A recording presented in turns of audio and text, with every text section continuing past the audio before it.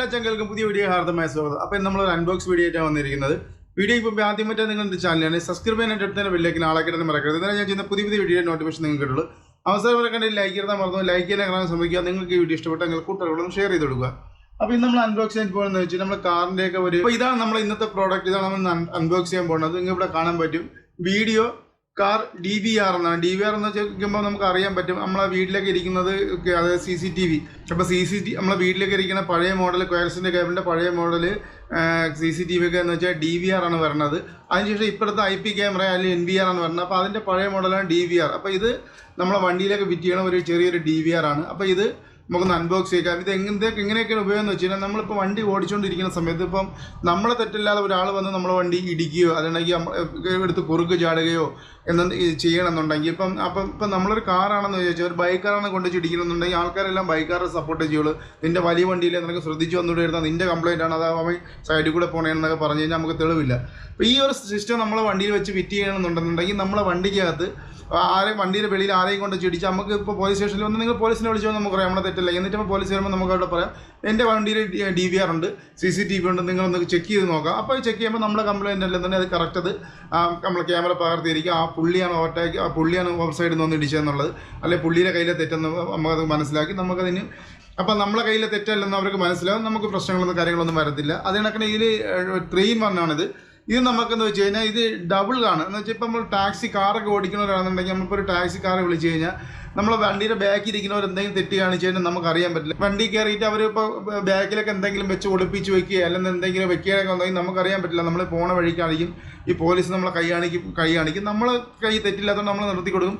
അവർ check ചെയ്യുമ്പോൾ ഒന്ന് ഇവർ വെച്ച തെറ്റ് കാര്യമില്ലാത്തത് നമ്മൾ നിർത്തുമ്പോൾ അവർ ചെക്ക് ചെയ്ത് കഴിഞ്ഞാൽ നമ്മളെ വണ്ടിയിൽ നിന്ന് ഈ ലീഗലല്ലാത്ത ഏതെങ്കിലും സാധനം പിടിക്കുകയാണെങ്കിൽ നമ്മൾ അടക്കം തെറ്റുകാരാകും. അവർക്ക് അത് അവർക്ക് മനഃപൂർവ്വം നമ്മൾ പൈസ മേടിച്ചുകൊണ്ട് അവർക്ക് അവർക്ക് സാധനം നമ്മളതിന് കൂട്ടു നിന്നാവും.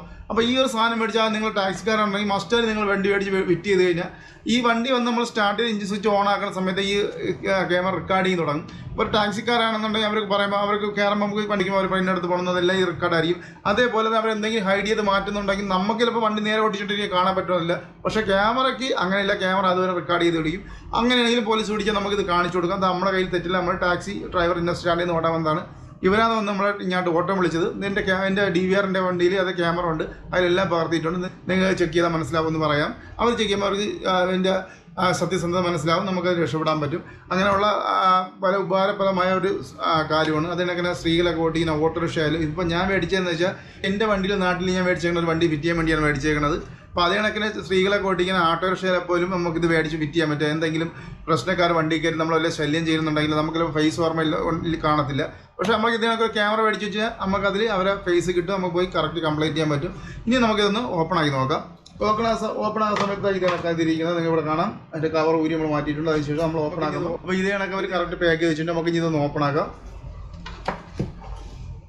ഓപ്പൺ ആക്കുമ്പോൾ ആദ്യം ഇരിക്കുന്ന അതിൻ്റെ ഡിസ്പ്ലേ ആണ്. ഈ ഡിസ്പ്ലേ ഞാൻ 3-in-1 ആണെന്ന് പറഞ്ഞിട്ടുണ്ട്. ഇതിൽ മൊത്തം 3 ക്യാമറയാണ് വരുന്നത്.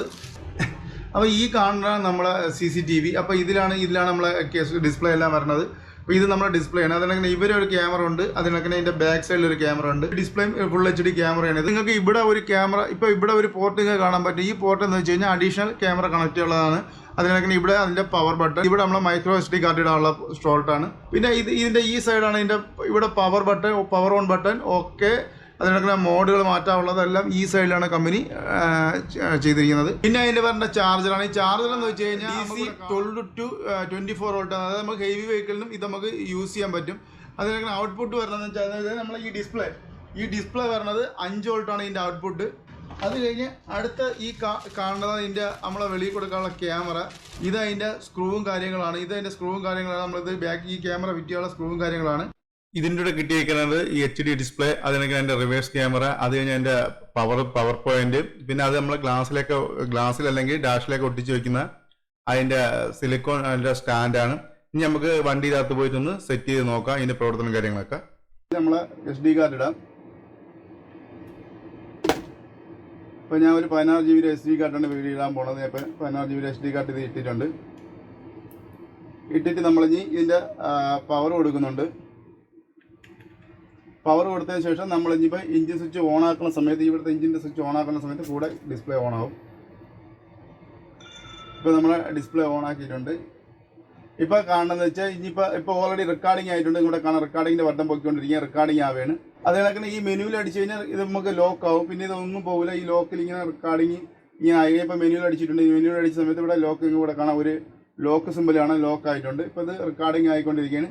ഇപ്പോൾ ഒരേ മാസം കഴിയുമ്പോൾ പഴയ ഫയൽ ഡിലീറ്റ് ചെയ്ത് ഓട്ടോമാറ്റിക്കലി ഡിലീറ്റ് ചെയ്ത് പുതിയ ഫയൽ ആഡ് ആയിക്കൊണ്ടിരിക്കും.